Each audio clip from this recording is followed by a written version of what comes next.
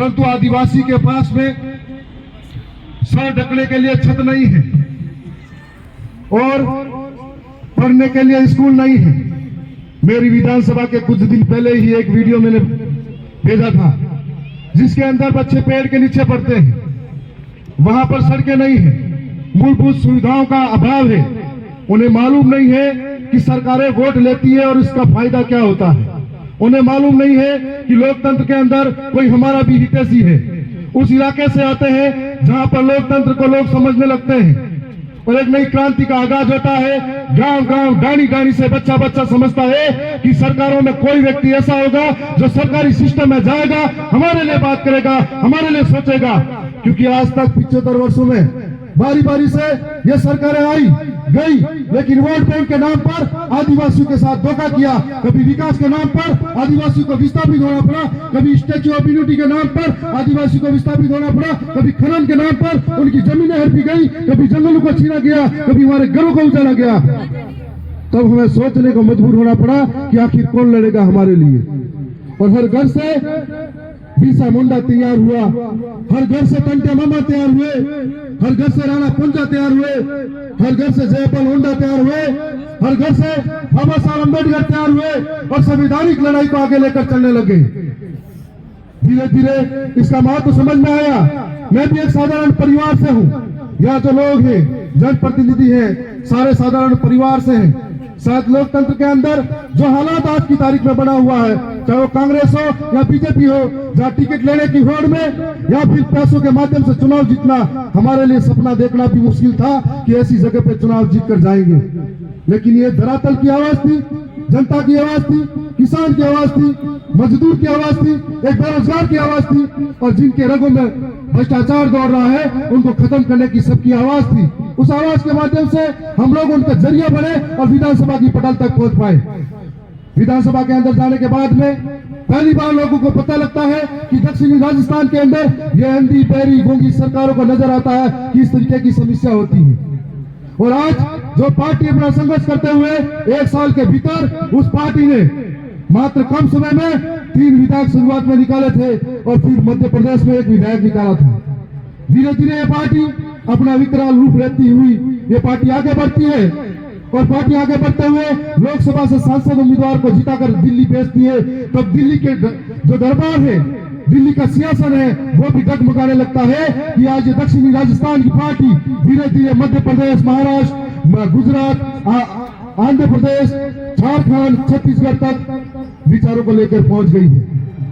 जब दोनों ही पार्टी में बारी बारी से राज करने वाले लोग थे तो धीरे धीरे लोगों को एक बड़ी उम्मीद हमसे जुड़ी।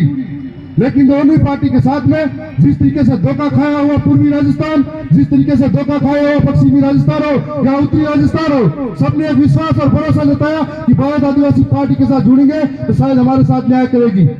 जिस प्रकार की समस्या इस इलाके के अंदर है उसी प्रकार की समस्या हम लोगों ने इस इलाके के अंदर भी देखी। वो शिक्षा का अभाव हो, रोजगार का अभाव हो, या भ्रष्टाचार नस नस में भरा हो, या किसानों के नाम पर। और ये जो अभी नहरों का पानी लाने के लिए ECPR की योजना के बारे में झूठा फंडा फोड़ रहे हैं, इसके बारे में भी आज कितने सारे विधायक इसके मुद्दे पर चुनाव जीतते गए, लेकिन आज ये पानी का मुद्दा यहाँ पर झूठा साबित हुआ।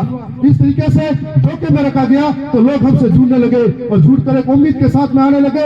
ये भारत आदिवासी पार्टी, इनके कार्यकर्ता, इनके लोग हमें एक नई आजादी की किरण दिखाने के लिए आएंगे। हम लोगों की समस्या एक जैसी है।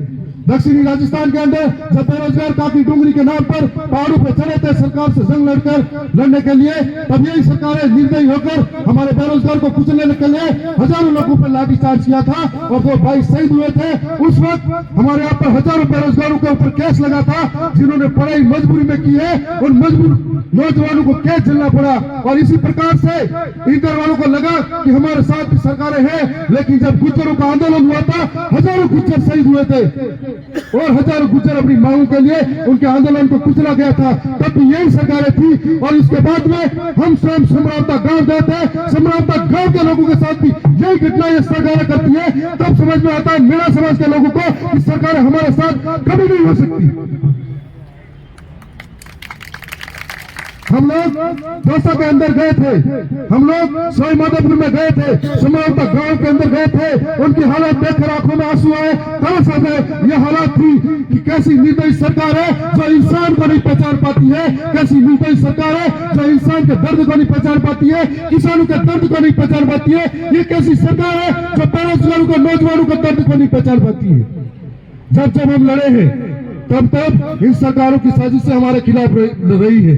आज हम सभी को कहना चाहते हैं, ये लड़ाई पूर्वी दक्षिणी राजस्थान के सिर्फ आदिवासी की नहीं है, यहाँ पर पशुपालक समाज भी आया हुआ है, अन्य तबके के लोग भी आए हुए हैं। ये लड़ाई हम गरीब के लिए है, शोषित के लिए है, वंचित के लिए है। ये लड़ाई दलित के लिए है, ओबीसी माइनॉरिटी के लिए है, जिसके साथ अन्याय हुआ, अत्याचार हुआ, उन सब के लिए है। और आज हमारे साथ वो लोग खड़े हैं जिनको एक न्याय की उम्मीद है, और एक तरफ सारे चोर मिलकर हमको आज निष्ठा नाबूद करना चाहते हैं। लेकिन मां प्रकृति और आप सबकी ताकत की वजह से इतना जल्दी हमें खत्म नहीं कर सकते।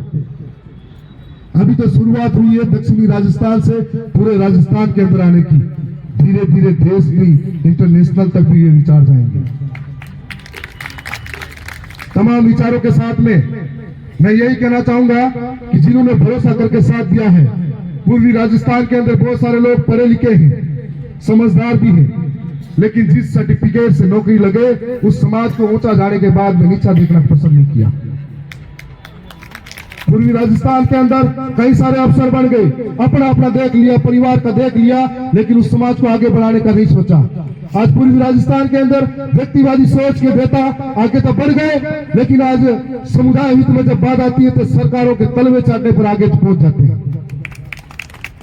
मैं ये कहना चाहूंगा कि जितने भी लोग आए हैं, ये प्रतिनिधित्व करने वाले अपने अपने गांव के, मैं कई सारे चेहरों को जानता हूं, प्रतिनिधित्व करते अपने अपने गांव के वो लोग आए हैं। इस विचारधारा को समझाना होगा, इस विचारधारा को घर घर तक ले जाना पड़ेगा। हमारे वहां पर हम जो जीत कर आए हैं, साधारण परिवार से हैं, तो ये विचारधारा ही है जिसकी वजह से ये यहाँ पर हम सब खड़े हैं। आने वाले समय में हम सब मिलजुल कर लड़ेंगे, और ये सरकारों के खिलाफ भी लड़ेंगे, ये मनुवादी ताकतों के खिलाफ भी लड़ेंगे, भ्रष्टाचार के खिलाफ भी लड़ेंगे, युवाओं के हक के लिए भी लड़ेंगे, शिक्षा के लिए लड़ेंगे, मूलभूत सुविधाओं के लिए लड़ेंगे। और आने वाले समय